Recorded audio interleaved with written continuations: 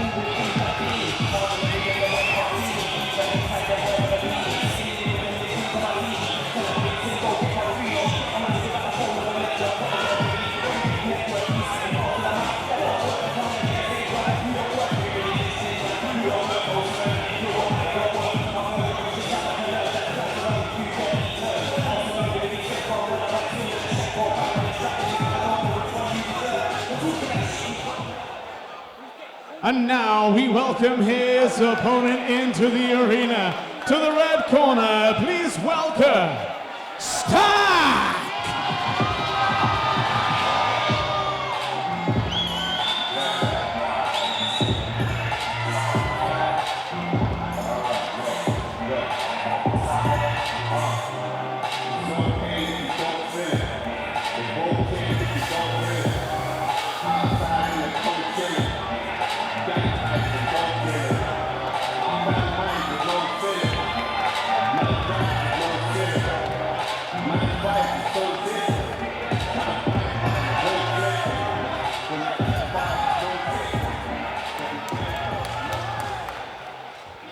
Ladies and gentlemen, distinguished guests, our next bout of the evening.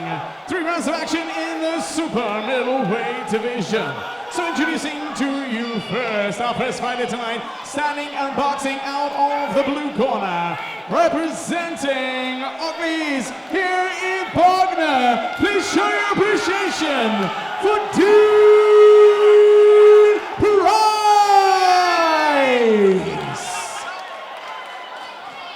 And introducing his opponent, our second fighter standing across the ring, boxing out of the red corner. Tonight representing Hit and Lift in Chichester. Please make some noise for Stax!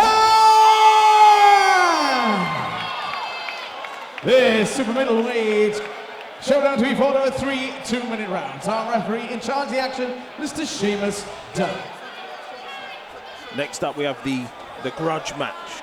Dean Price versus Stax, and there's a bit of beef, as they call it, outside of boxing between these two. And do you know what? I was at the weigh-in, and they shook each other's hands, and they both said, "We're doing this to show that you don't need to pick up knives, you don't need to have silliness out on the street. You can get in the ring, you can train, and you can do it this way." And one thing I said to the pair of them, I said, "Do you know what? That's a great shot by Stax."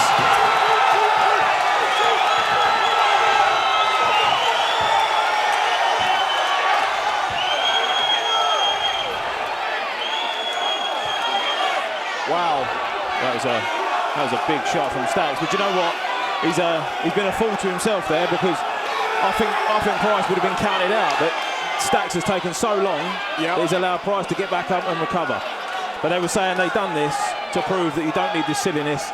And regardless, they said they probably won't be friends after this, but they're going to have that mutual respect for each other. And they've shared the ring together. Yeah, he's going to. Seamus Dunn won't settle for any of this. Seamus will kick him out.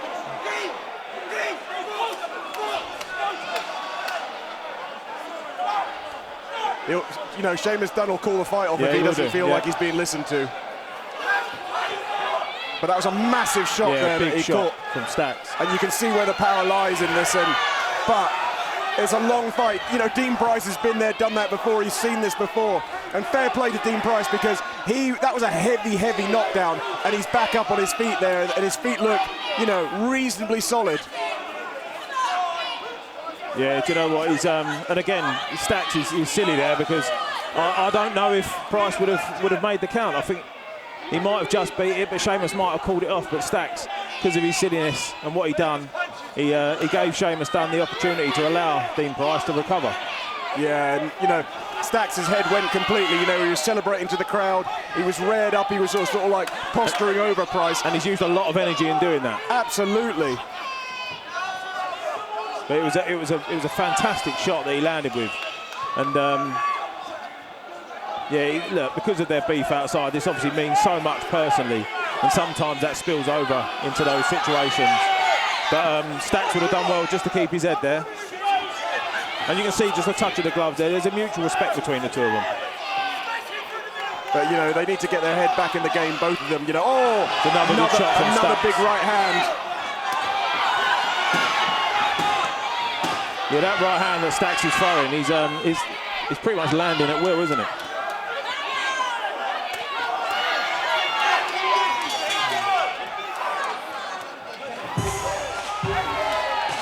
Yeah, do you know what? As much as Stax lost his head there, and he may have stopped himself from winning by a very early stoppage, they've ended that round, they've shaken hands, and that shows exactly what they're doing this for. Yeah, but like I always say to these fighters, you know, when we're pre-fight talk, and you're explaining to them, say, you know, how you behave in that ring has a direct effect on how your crowd think they can behave outside of the ring. Yeah. And that's not going to help the situation when there's a lot of sort of, you know, beef, there's a lot of sort of tension around this fight. Yeah. If they were both respectful and the crowd could see that, you know, it would go a long way to making the atmosphere, you know, not as sort of as hostile.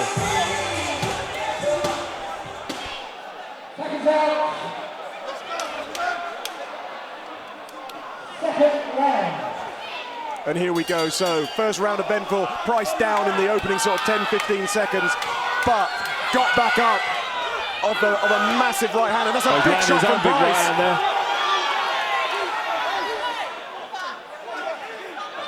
And maybe that's a wake-up call. Yeah, Sheamus is going to have another talk with the boys here.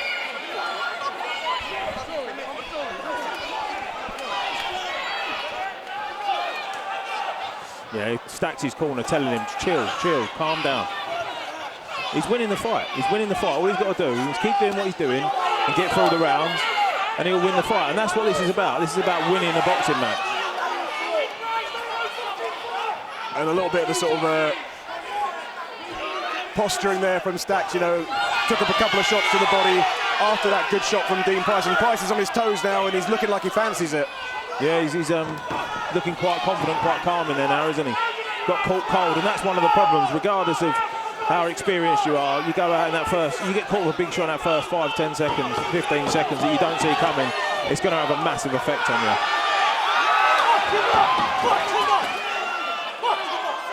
And I think the problem is as well that, I know, in Stax's mind, he probably thought the fight was over there. Yeah, so he's gone into a yeah. mode where he's like, the fight's done, I'm done. And like I said, he's used a lot of energy in what he did after that knockdown. But he's regained himself, and do you know what? He's staying composed at the moment. It's actually really good work for him, really good work, because he's boxing in spits and spurts. He's not going in there gung-ho, just throwing shots for the sake of it. He's actually thinking about what he's doing. He's picking his times when he's letting his shots go, and it's being quite effective.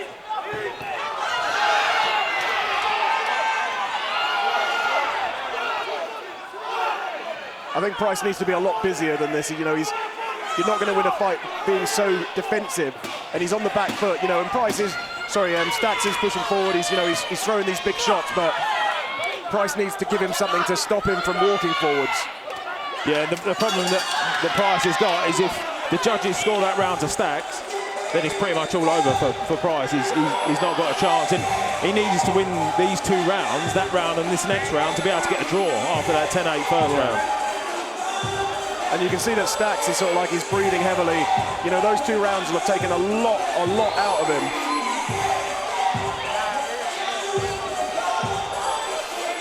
Yeah, Yeah, he's put a lot of effort into it, but do you know what? He's fit, he's worked hard for this. I know that because I've helped him over this past week, because make sure he made the weight right. So I knew that he'd been training hard. I knew that he'd been doing everything he could. And it obviously means a lot to both of these guys. There's, like I say, there's that personal bit of beef between them, and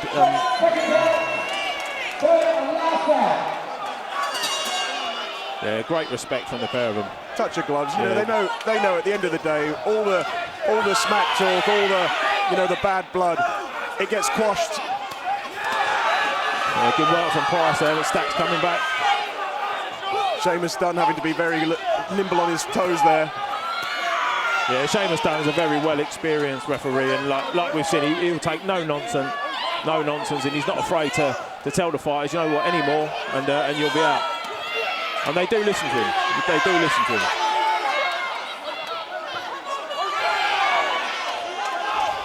Bit of kidology there from Price.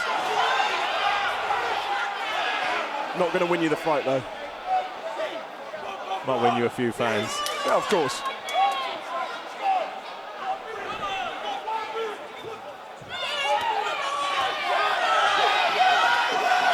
It's good work there from Price. Yeah, he's trying to sort of land the body shots, time up a little bit. Yeah. Stax is continuing to look for that right hand that he's had success with in those first 2 rounds. Yeah, but he's got quite a nice jab, Stax. He just needs to pop that jab out. He's a tiny boxer. Yeah. He's a decent boxer. I've actually been quite impressed with him, considering the experience of Price. You'd think this would just be a one-way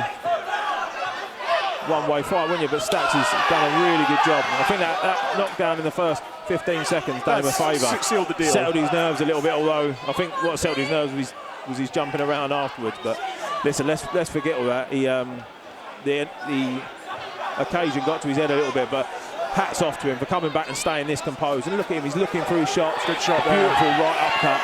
He's looking through his shots, he's thinking about what he's doing. And these two guys, both of them, should be very proud of themselves for the fight they've put on for the fans and the reason why they're doing it.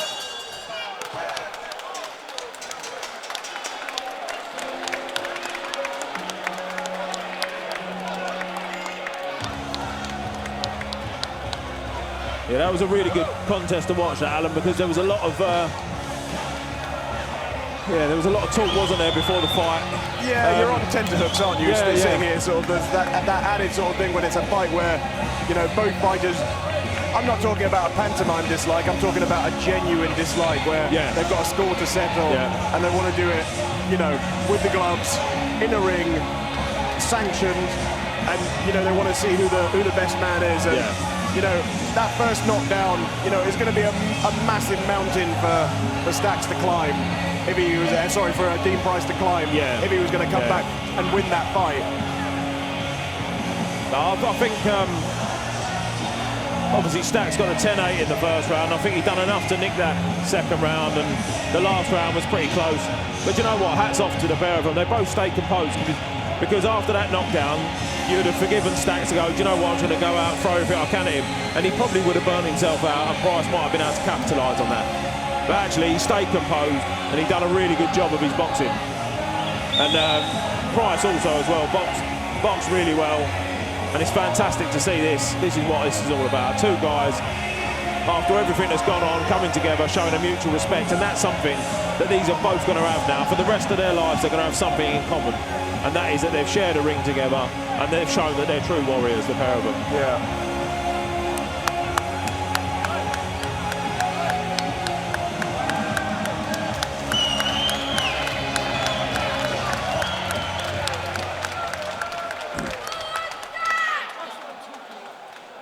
Ladies and gentlemen, distinguished guests, please show your appreciation for both fighters here tonight. There's not as much clapping as I thought there'd be, but I think everyone's on tenterhooks to listen to the decision. After 3 rounds of action, we go to the judges' scorecards, where the unanimous decision, your winner of the bout in the red corner, Stax!